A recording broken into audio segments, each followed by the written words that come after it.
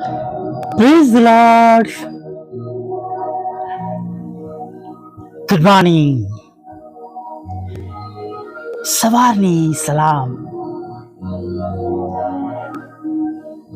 નવા વર્ષમાં ફરીવાર જીવતા ઈશ્વરની પ્રેઝન્સમાં તમે અને હું નમી શક્યા છે.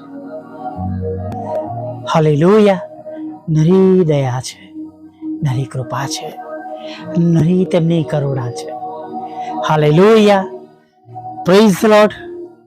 સવારમાં વચન સાંભળનાર, બોલનાર સાથે પહાડનારા બનીએ નહીં. હાલેલુયા.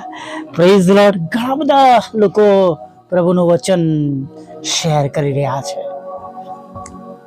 ઘણા બધા લોકો પ્રભુનું વચન સાંભળી રહ્યા છે, પણ સાથે પાળનારા પણ બનીએ નહીં, કેમ કે વચન પાળવામાં આશીર્વાદ છુપાયેલો છે.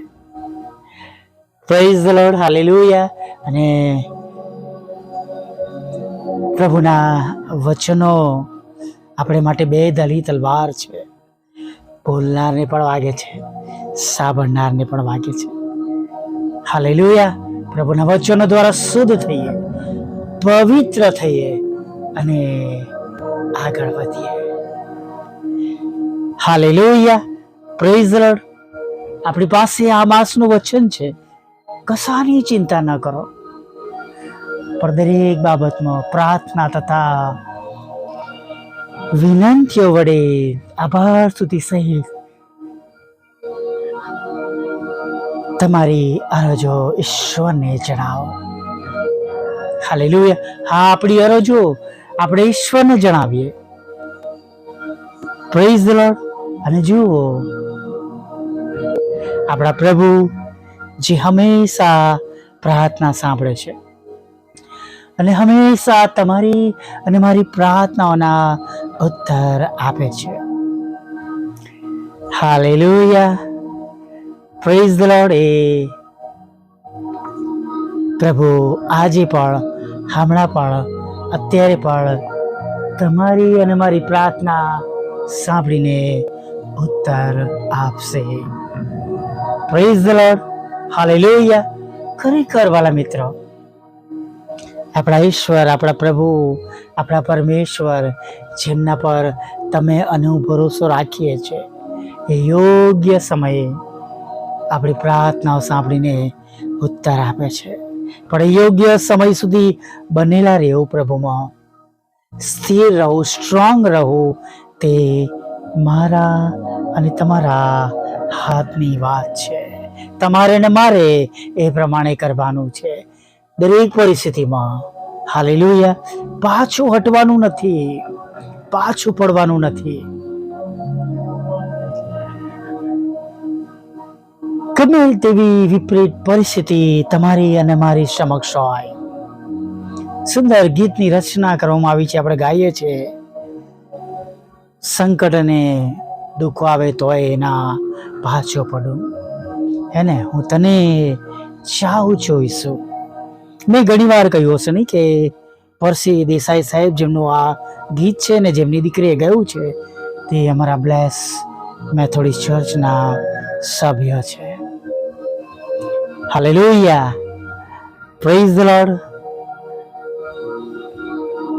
એક દંતકથા છે, દંતકથા કહું છું, સાંભળજો.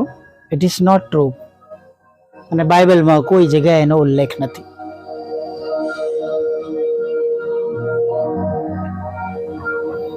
એક મોરલ સમજાવવાના માટે કોઈ કદાચ આ વાર્તાની રચના કરી છે. સાંભળતા, સંભળાવતા, બીજાઓને મોકલતા અમારા કાને પણ આ વાત પહોંચી અને હું તમારી સાથે આને શેર કરવા માંગુ છું. એવું કહેવાય છે કે જ્યારે પ્રભુ ઈસુનું સ્વર્ગારોહણ થયું ત્યાર પછી કે બહુ મુશ્કેલીઓ શરૂ થઈ, હેરાન કરવામાં આવ્યા, મંડળીને, પ્રેરિતોને બધાને સતાવવામાં આવ્યા. અને પિત્તર રોમમાં હતા અને રોમમાંથી તેઓ એવું કહે છે કે તે જતા રહેવા માંગતા હતા અને એક રાત્રિમાં તેઓ જલ્દી જાણે રોમ છોડીને ચાલ્યા જતા હતા. અને એટલામાં એમને પ્રભુ ઈસુ રસ્તામાં મળ્યા અને ખભા પર ક્રોસ, અને તેઓ ક્રોસને ઘસેડતા રોમ તરફ જઈ રહ્યા હતા. અને પિત્તર માફ કરજો, પાઉલ એકદમ સરપ્રાઈઝ થઈ ગયા. અરે પ્રભુ ઈસુ, તમે ક્યાં જાઓ છો? આ બાજુ તો આ તરફ રોમ છે, તમે ક્યાં જાઓ છો? અને પ્રભુ ઈસુએ કહ્યું કે પાઉલ, તો રોમ છોડીને જતો રહ્યો છે, તો સતાવણી, મુશ્કેલીઓ, દુઃખ વેઠીને ભાગી રહ્યો છે, તો હું એ વેઠવાને માટે જાઉં છું. કેવી ગજબની વાત છે નહીં? તું ભાગી રહ્યો છે એટલે તારી જગ્યાએ હું જાઉં છું.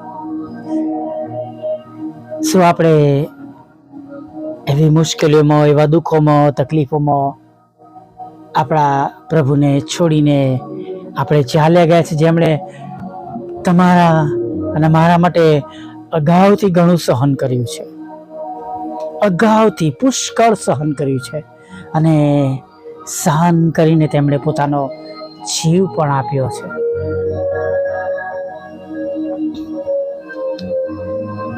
મોરલ છે, કોઈ કટાક્ષ નથી, પણ મિત્ર, મુશ્કેલીઓથી ભાગીએ નહીં, તકલીફોથી ભાગીએ નહીં. હું હંમેશા યાદ દેવો છું ગીતશાસ્ત્ર 34ની તેની પહેલી કલમ, કે હું સર્વ સમયે યહોવાને ધન્યવાદ આપીશ અને મારા મુખે તેમની સ્તુતિ નિરંતર થશે. શું એ પ્રમાણે થઈ રહ્યું છે, બની રહ્યું છે? જો ના થઈ રહ્યું હોય તો નવા વર્ષમાં આપણે સજાગ બનીએ. જો હજી પણ આપણે નાના બાળકો જેવા છે, બી જઈએ છીએ, ગભરાઈ જઈએ છીએ, પાછા પડીએ છીએ, પાછા હટીએ છીએ, તો આપણે હજી પણ તૈયાર થયા નથી.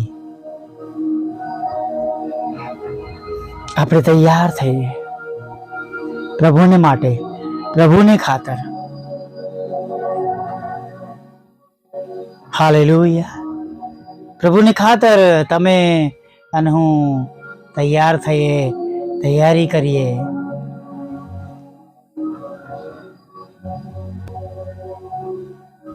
તમામ એવી મુશ્કેલીઓ વેઠીને પ્રભુના માર્ગમાં ચાલીએ.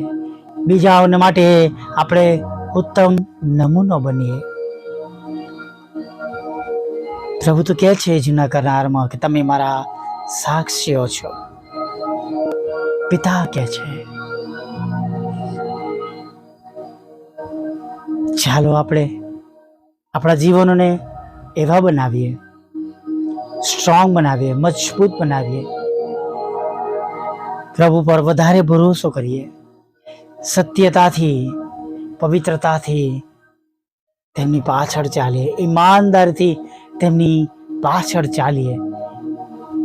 થોડીક ક્ષણોનો જગતનો લોભ, લાલચ, માયા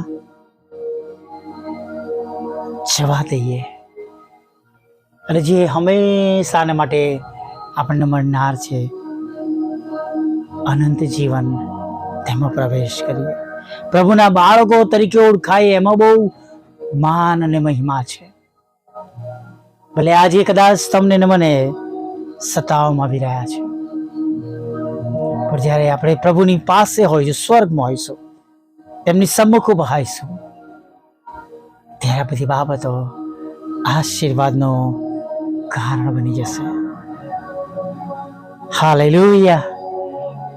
પ્રેઝ ધ લોર્ડ. આવી એક નાની પ્રાર્થના સાથે પ્રભુએ આપેલા આજના સુંદર દિવસમાં આગળ વધીએ.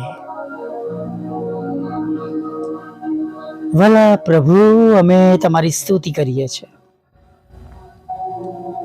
અમે તમારો પુષ્કળ આભાર માનીએ છીએ.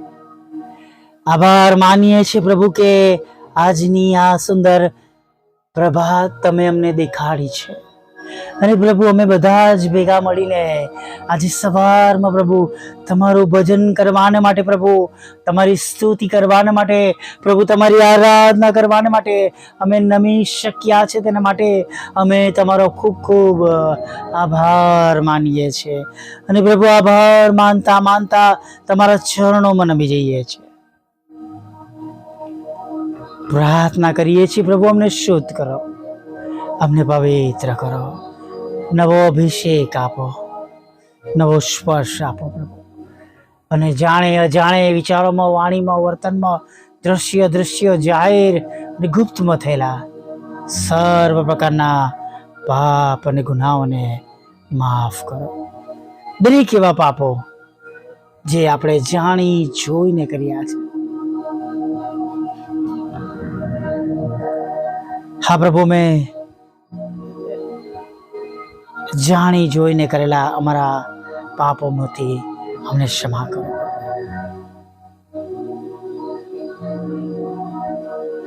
આગળના દિવસમાં પ્રભુ અમે તમારો મોટો મહિમા જોઈએ એવું થવા દો. નવા વર્ષની શરૂઆત થઈ ચૂકી છે પ્રભુ, અને આજે સવારમાં પણ જે પ્રમાણે તમારા બાળકોને તમારી જરૂર છે, તમારી મદદની જરૂર છે પ્રભુ, એ પ્રમાણે તમે તેમને સહાય કરો. હા પ્રભુ, જે પ્રમાણે તમારા બાળકોને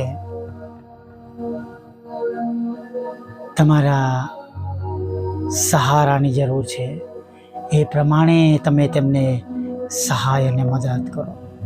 ઘણા બધા એવા લોકો છે પ્રભુ, હારી ગયા છે, તૂટી ગયા છે, નિરાશ થઈ ગયા છે, કંઈ પણ સારું એમના જીવનમાં થયું નથી, થતું નથી, અને થવાની કોઈ આશા દેખાતી નથી. પણ તમે એવા ઈશ્વર છો, એવા પ્રભુ છો કે જે જબરા પાણીમાંથી રસ્તો કરનાર ઈશ્વર છે. ત્યારે અમે પ્રાર્થના કરીએ છીએ પ્રભુ, તમારા બાળકો પર મોટી કૃપા અને દયા થવા દો. તેમના હકમાં તમે સાંભળો, અને જે બાબતો કદી કોઈ મનુષ્ય કરી શકતા નથી, સંસારમાં કોઈ જોઈ શકતા નથી, એવી બાબતોથી તમારા બાળકોને આજે ભરી દો. લોકો જુએ, જાણે કે આ તમારા બાળકો છે, બીજાઓ કરતા પ્રભુ અલગ તરી આવે, ડિફરન્સ દેખાય. તમારા લોહીમાં ખરીદેલા તમામ તમારા બાળકો માટે આ પ્રાર્થના કરીએ છીએ પ્રભુ. પ્રભુ, જેઓએ ખરાબ માર્ગ પર ચાલવાનું પસંદ કર્યું છે, તમને મૂકીને છોડીને અન્ય માર્ગ પર ગયા છે, એવા લોકો માટે પણ પ્રાર્થના કરી છે. તેઓ પસ્તાવો કરે, પાછા ફરે, તમારું વચન તેમના જીવનમાં કાર્ય કરે એવું થવા દો પ્રભુ. લગ્ન જીવનના પ્રશ્નો દૂર કરો, લડાઈ ઝઘડા તમે દૂર કરો પ્રભુ. અને જેઓ માંદા છે, પથારીમાં છે પ્રભુ, તેમના માટે પણ આગ્રહથી પ્રાર્થના કરીએ છીએ. તમે તેમને સાજા કરો પ્રભુ. જે તે રોગ તેમના શરીરમાં છે, જીવલેણ રોગ છે, તો પણ તમે તેમને સાજાપણું આપો એવી અમે પ્રાર્થના કરીએ છીએ. સાથે પ્રભુ, જે ઘરોમાં લડાઈ ઝઘડો છે, ડિવોર્સ સુધી પતિ પત્નીના ઝઘડા પહોંચ્યા છે, મિલકતના છે, લાલચ થઈ છે પ્રભુ, ખોટી રીતના પડાઈ લેવામાં આવ્યું છે, કૃપા કરો, દયા કરો. એવી સર્વ બાબતોમાં તમારા બાળકો પર કૃપા દ્રષ્ટિ થવા દો. એક જ મકાન 2 જણને વેચી દેવામાં આવ્યું છે, ત્યાં પણ તમે મદદ કરો પ્રભુ. જેમની સાથે છેતરામણી થઈ છે, મકાન ખરીદ્યું છે, પૈસા આપ્યા છે, પણ એના 2 માલિક સામે આવ્યા છે, ફ્રોડ થયું છે પ્રભુ, તેમને મદદ કરજો પ્રભુ. તમારા બાળકોના વિદેશ જવાના આયોજનોને આશીર્વાદિત કરો. લગ્નનો આશીર્વાદ આપો પ્રભુ, બાળક ધનનો તમે આશીર્વાદ આપો, લોનનો, મકાનનો, નાણાંનો આશીર્વાદ આપો. જુદી જુદી પરીક્ષામાં તેમને પાસ કરો. IELTSના બેન્ડ આપો. દેશ અને વિદેશમાં અપાતી જુદી જુદી પરીક્ષાઓમાં અલગ અલગ રાજ્યોમાં જઈને જેઓ પરીક્ષા આપે છે તેમાં તેમને પાસ કરો અને પ્રભુ તેમની જોબને તેમના બિઝનેસ દ્વારા વધારે આશીર્વાદી થાય પ્રભુ, એવું તમે થવા દેજો. વિધવા બહેનો, વિધરો, અનાથોની પણ તમે સાથે રહેજો પ્રભુ. મન બુદ્ધિના લોકો, માનસિક રોગીઓ અને વિકલાંગોને માટે પણ પ્રાર્થના કરી છે. તેમનું દુઃખ પ્રભુ તમે નોંધમાં લેજો.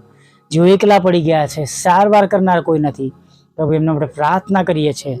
બિછાના પર છે, ઘણા વખતથી કોમામાં છે પ્રભુ, તમારી ઈચ્છા પૂરી થાઓ ને તેમને તેમના દુઃખમાંથી છોડાવો, છુટકારો આપો પ્રભુ.